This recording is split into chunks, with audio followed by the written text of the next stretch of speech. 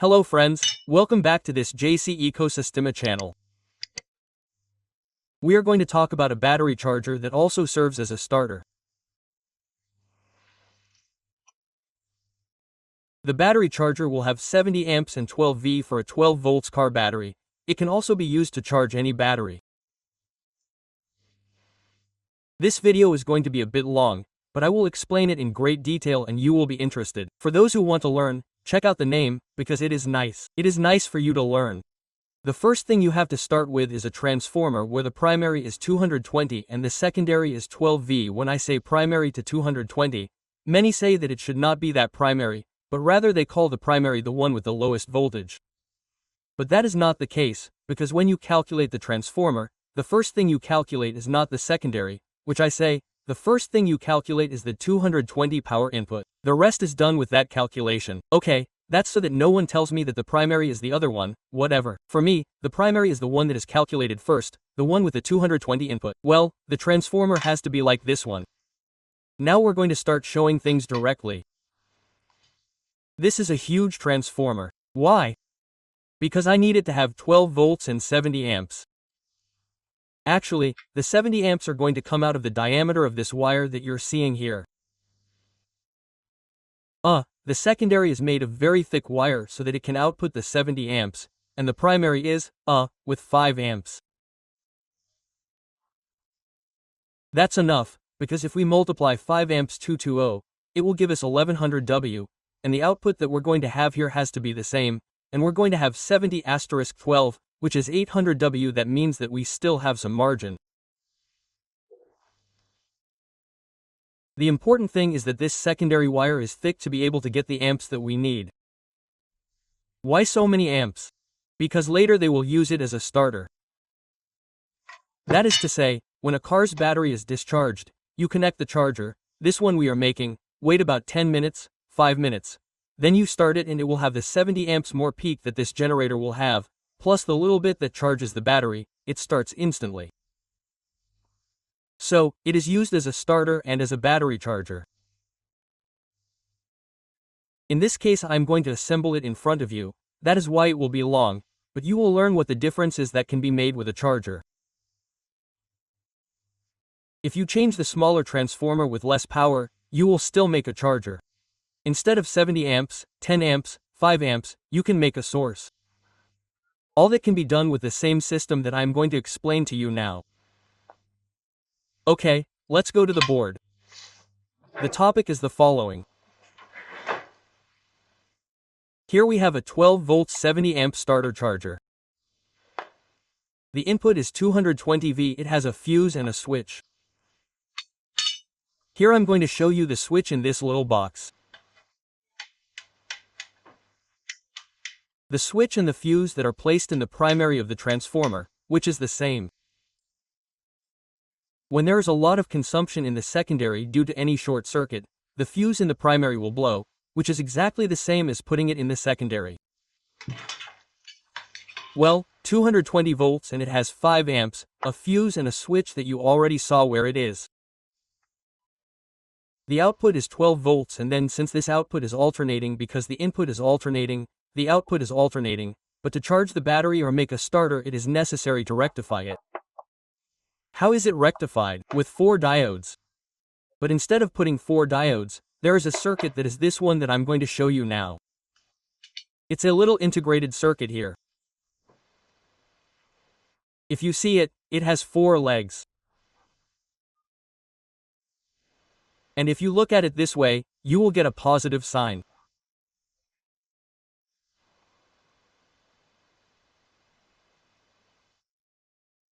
So that positive sign indicates that this pin is the positive pin. This integrated circuit is 30 amps. It's 30 amps.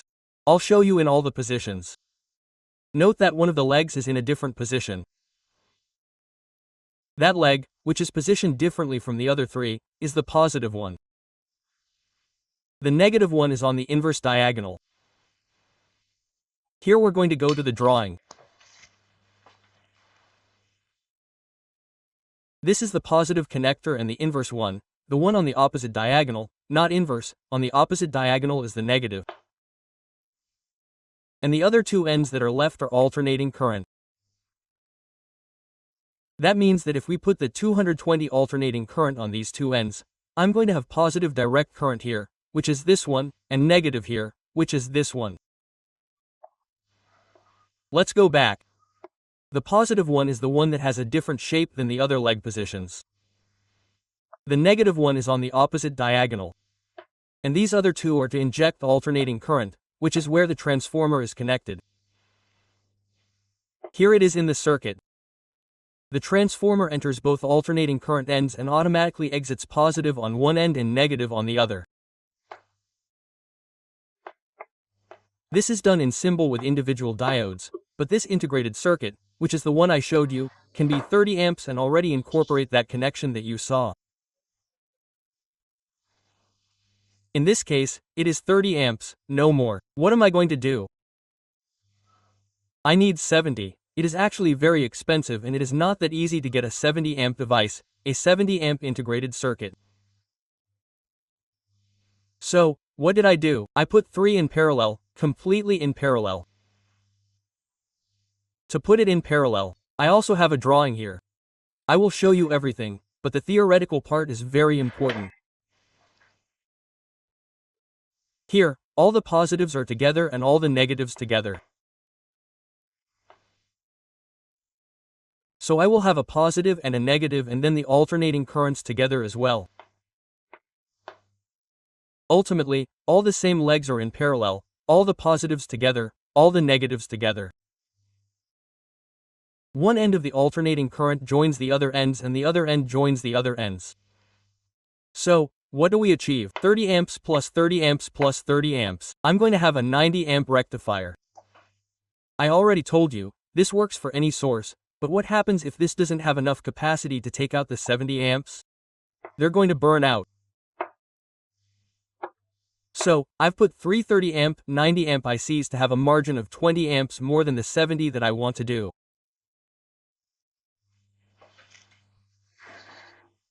Well, now we're going to see the connections already made. Here you're going to see a lot of cables, but I'm going to take them out.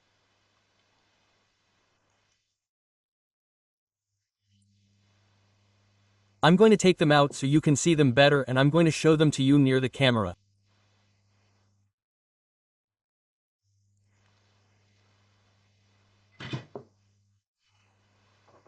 Look, here you can see this white cable. It's joining all the positives, positive, positive and positive. I already told you, this job is to increase the amps. 30 plus 30 plus 30. And on this side all the negatives are joined. Negative is this, negative is this, and negative is this. They are completely in parallel. Now the alternating current enters these two, but in turn in these two and in these two. So, I did this so that I could connect them in parallel.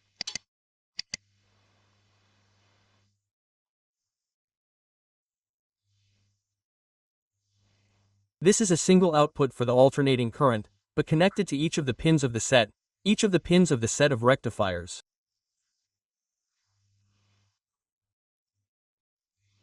Okay, now I'm going to put them. I'll put one here. Let's see, that's how I'm going to do it. This is how you see the other one. Let's start here. Let's see, one there. Let's see, it's a little difficult. There, one there, another here and the other here. There I connected all the negatives, huh?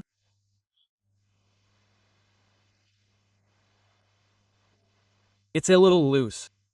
They're not negatives, they're actually the alternating ones. They're going to be positive and negative. I'm going to tighten them a little to this one because it's a little loose. There it is. This is an alternating end, but since it's going to go into all three, I tightened it a lot. Okay, alternating, alternating, alternating in a set. I'm going to tighten it a little because it comes out. It has to go in with some pressure. There it is. And the other one, the other group, which is this one, because there are two alternating cables, and since they are in parallel here I have three, but joined into one. Ultimately, there will be two as if it were a single circuit with diodes, a single integrated circuit.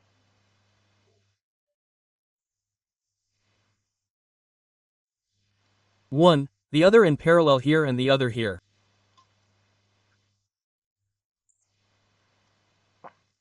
You see a lot of cables, but I actually explained it to you on the board and here how they go. You are going to tell me, why didn't I make it short instead of making this swarm of cables? I did it on purpose because this way they can be balanced better, because when one of the cables heats up the other one pulls more. If I made a bridge like this one that I made at the output, one of the integrated circuits could burn out and not power the others. In order to stabilize it a bit, it is important to add resistance. Since the resistance has to be a very low value in ohms, 0 ohm, 1 ohm, 0.0A, the same cable acts as resistance. So, what did I do with this that you see? Well, I'm using the cables as resistance. Now I'm going to put the whole device together and we're going to see it work. I already told you, it's a bit long, but that's because you're going to learn a lot of things. Actually, the transformer is going to go without a controller. We're going to charge without a controller, and I'll explain why right away. Well, I'm going to put the transformer here in the box and we're going to put together the circuit so that you can see it. It goes like this. I'm going to put a screw here and we're going to see how it's put together. I'm not going to put all the screws in so as not to waste so much time. Well, there's wind here.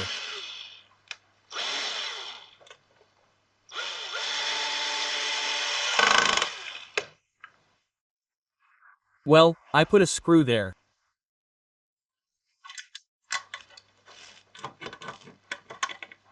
Now I'm going to put the other one here so that the transformer is attached to the cabinet.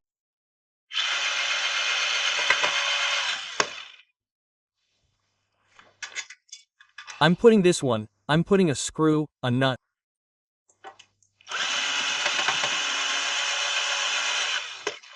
Well, here I have the 220 volts and here I have the 12 volts output. At 220 V, what's the line? This cable. We are going to connect this cable to the 220 volts. This one is here. One end goes to the switch that I already had connected. Let's see if you can see it well. One end to the switch. The other end goes to the transformer. Then I'm going to solder it properly. I don't want to waste any time. And the other end of the transformer comes out of the switch. When I turn on the switch, what it's going to do is power the primary of the transformer. Every time I power the primary here, I'm going to have 12 volts on this side. But right now I can't do anything with this 12V. We can do a test, which is to see if there's current. Here I'm going to plug in the alternating current to test the operation of the equipment in alternating current without rectifying it. There, I plug this in. Here it's already working.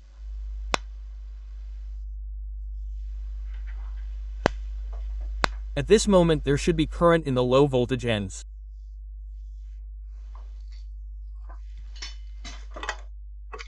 There should be current here of 12V. Let's see if it's true. Alternating because I haven't rectified it. Alternating current in 20 volts alternating. Okay, I'm going to put all this because here I'm going to stop.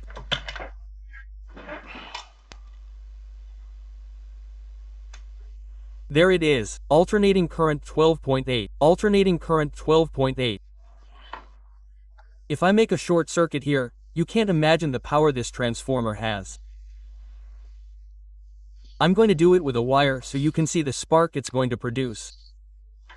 It's not a problem if it's a spark because it doesn't have diodes.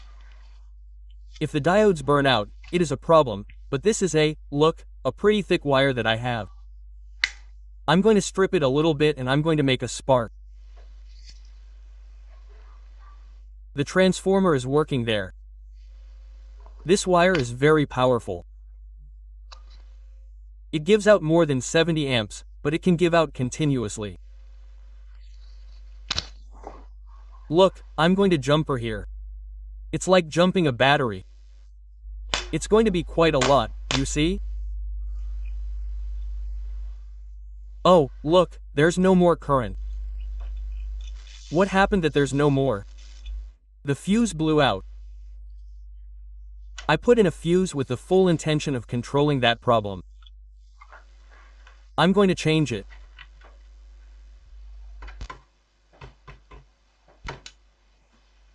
Oh. The protection fuse blew. I also wanted to show you that. The protection fuse blew. You can see it up there. Well, I don't know if you can see it because it's so small that you can't even see it. Well, it blew because it consumes more with that spark that tells it consumes more than 70 amps, as this was already calculated for that topic. Well, now I'm going to change the fuse again and we're going to continue working. Well, I've already changed the fuse, but I'm not going to start it up because I already know it's going to work. We just measured it and it was 12 volts, 8, I think. Now I'm going to install the group of diodes to rectify it. These two are the output and these two are the input. I'm going to install it here. To make the circuit as I had planned, we're going to put this group with this one with its corresponding clamp or screw. I'm going to put a small screw here, like this. And we're going to tighten it so that it's firmly attached.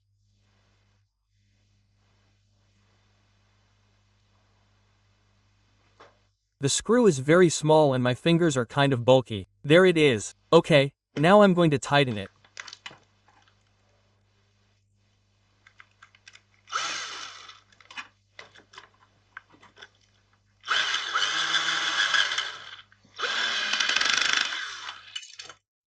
Okay, I put a diode cable there.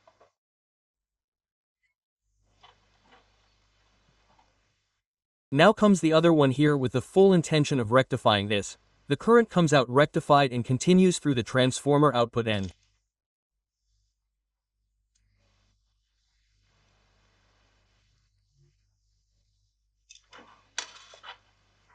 Now I'm going to put this here completely live. We're assembling it without cutting.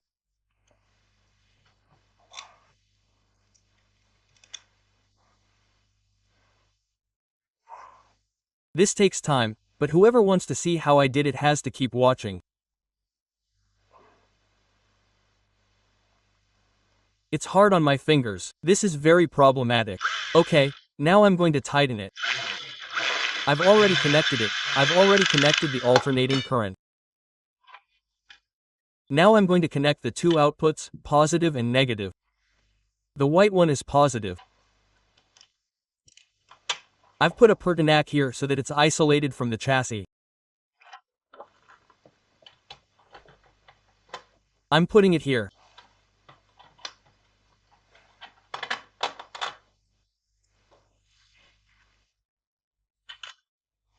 And the other one, which is this one, goes here and is isolated. I'm telling you, there's no insulation. The plate isn't directly attached to the screw. There's a Pertinac that I made a hole in. I'll show you if you want to see it. There it is. This is the insulator. Do you see it?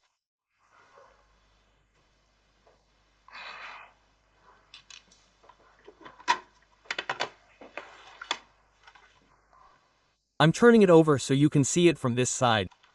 I'm turning it over. I'm going to put the screws in, which I'm having a hard time with due to my lack of skill in my muscles, right? In my fingers.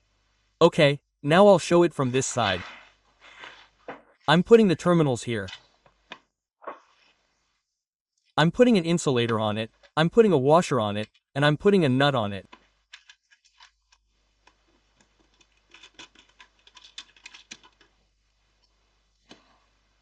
This one, exactly the same. Insulating washer. Okay, now there's something important. This is an LED, a weak LED. This is a small LED bulb that I'm going to put in the 12 volts output. There's a melon-sized resistor inside here because the LED works with a bowl and a half, and I put a resistor of approximately 1000 so we can see when it's on or not.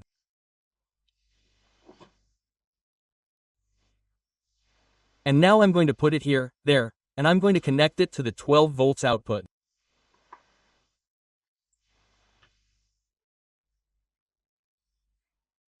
Every time I turn the key and the equipment works, the LED has to light up, which serves as a warning to let me know that I'm doing it, that the key is on.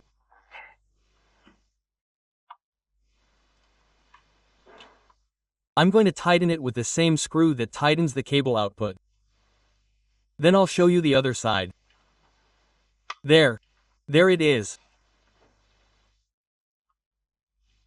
I'm connecting the negative to the negative of the 12 volts output and I'm going to put it in the little hole there. And now I'm going to connect the positive, which is this one, to the positive output. When I turn on the main key, 12 volts current will come out and of course the LED will light up. It's indicating that this is working.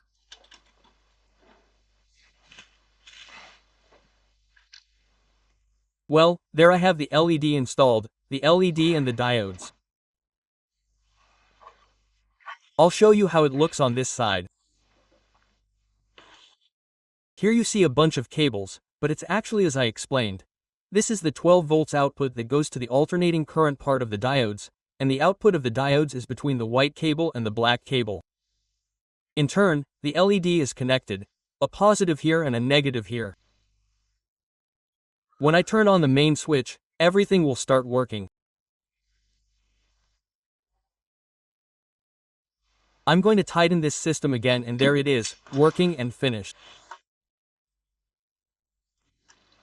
I'm going to give you a couple of explanations. Don't go away because I'm going to explain some things that not everyone knows. This transformer is not going to have a controller or filter. Why don't I put a filter on it? Because filters aren't necessary to charge batteries. There it is. Well, if I plug it in, it will work, but we're going to go to the board to explain something that not everyone knows, and those of you who have stayed will be lucky enough to learn something. Let's go to the board. This is the charger here. The charger produces 12V when the battery has less than 12 volts. When 12 volts is greater than the battery, the current will circulate and charge it. As the battery increases, it will stop charging because 12 volts on this side and 12 volts on this side will be equal. There is no voltage drop, it does not happen. To produce a fast charger I should put 16 or 18 volts here. Then it would charge a lot, but I have no way to cut it. When the battery reaches 13V it will continue injecting current, it will heat it up so that this does not happen, which is what not everyone knows. I do it with the exact voltage that the battery will have when it is full, sorry. In this way, when the charger starts charging the battery and the battery starts to increase the voltage, when it reaches 12 volts, it does not automatically stop charging because there is no difference between the charger and the battery. There has to be a higher voltage drop in the charger than in the battery. When this begins to reach this level it is 0. But if I consume from the battery, let's say it's in a car, I start the car, there is consumption, this goes down again and the charger starts to excite again. If the consumption is higher, the consumption is very high, the charger will have more power, because below 12 it doesn't want to, it will continue to release. But when I stop using it, the battery will increase when I stop using it, the battery will increase. When both stabilize at the same voltage, no more current flows. If it does flow, the current is very low. Now, why don't I put a filter on it? Look, this would be a system without a filter. The rectifier is a full wave rectifier. It means that it rectifies one easily, the other and the other. But what happens? There is a space where it becomes zero and there is an unfilled space. If I put a filter on it, a capacitor, I fill it and it would transform into a continuous line. This would be the case if I put a capacitor on it, but I don't do it because it is better to charge the pulses to the battery. And second, the tester shows me 12 volts, but it actually has more. Here it will have almost 13. Why? Because the tester is not showing me the peaks, but I do know that when it has 12 here it is giving me the average, which is 12 there in the and 11 it will also show. I will measure it when it is running, but in reality it has peaks of 13 that I calculated this way to avoid the voltage regulator. That is what I wanted to explain to you, which not everyone knows. If you calculate the transformer correctly, you do not need any type of cut. It will charge until the batteries are equal to the charger. When the charger is equal to the battery, there is no way that the charger can charge because it is below the battery level. Well, not everyone knows what I showed you. Now I am going to start up the equipment. It is finished. We are not going to put the cover on because anyone can put the cover on. This is the cover.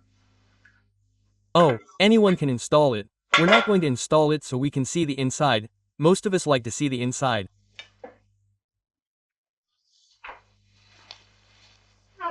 Well, I'm going to plug the device in here and turn it on. The LED should light up. There it is. The LED is on. There's voltage here. I'm going to measure it. How much is there? It should be close to 12 volts. If it shows a little less than 12, it's because of everything I explained. In continuous quotient I have to put it there at 1058. You're going to tell me, it didn't reach 12, but that's why I explained this about the peaks. Let's go back here. With that voltage, I don't need a controller, because in reality the tester is showing me an average that is down here, but I have peaks of 13 volts here. I don't want to take it with the tester to 12, because if I rectify it this way, it won't show me the average and, in reality, it will go over and it will overheat my battery. It shows me 11 point and a bit there, but ultimately with peak and everything it will reach 13 and that automatically cuts me off. I have some tweezers here and I'm going to see if I can, charge the battery.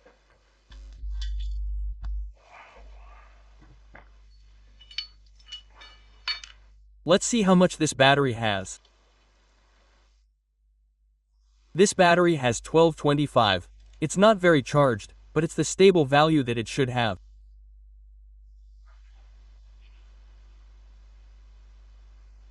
It stopped. There it is, because this is automatic. When it's too much time on, it stops. 1225. Okay, the positive is this one. Positive to positive and negative to negative. Okay, I'm going to see if I can get some cables. Okay, I'm going to connect the cables. The brown one is going to be positive. In this case, I'm going to put the brown one to the positive and the blue one to the negative. We'll see. We're going to use it this way. To charge the battery.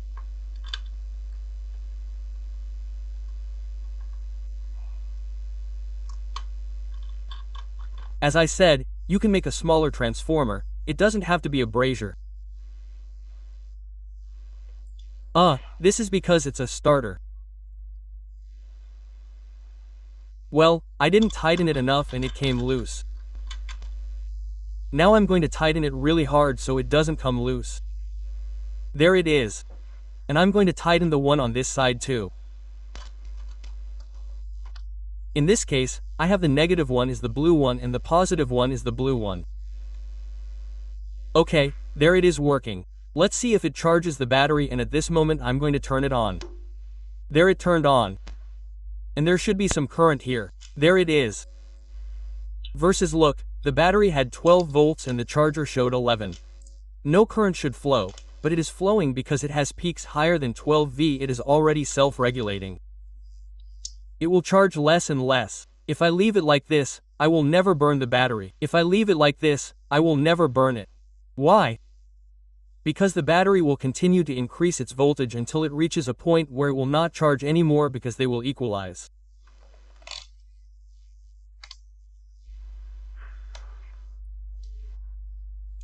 Now I am going to measure the battery voltage here, and it has to be above 12, see?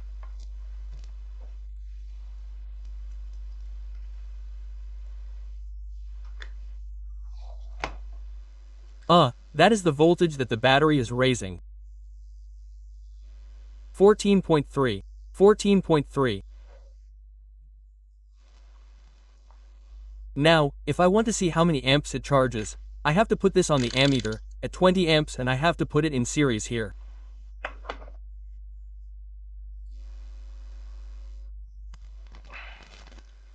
Let's see, there it is charging 1.8 amps, very little. Why? Because the battery has already reached 14 when it is practically cutting off. In reality, it will never cut off. What it will do is go down more and more and it will to 0 amps. Now, as soon as I drain the battery, this will boost up and go to 10, 15 amps. In this way, by calculating the transformer correctly, you don't need any type of regulator. That's what interested me the most, which not everyone knows. Whoever left the video before didn't learn it. That, friends, I hope wasn't long and tedious. I tried to explain it as much as I could. This is a top-of-the-line charger and jump starter. Until next time, give it a like and let's continue with our videos.